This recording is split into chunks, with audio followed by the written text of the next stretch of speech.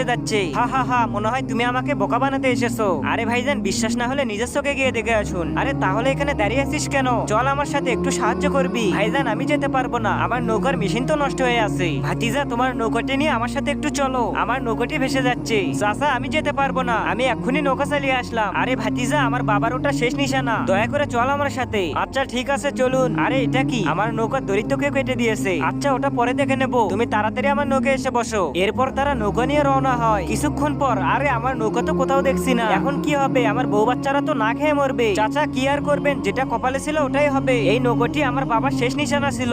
এখন কি করব? মনে হয় আল্লাহ আমার পাপের শাস্তি দিচ্ছে। পাপের শাস্তি?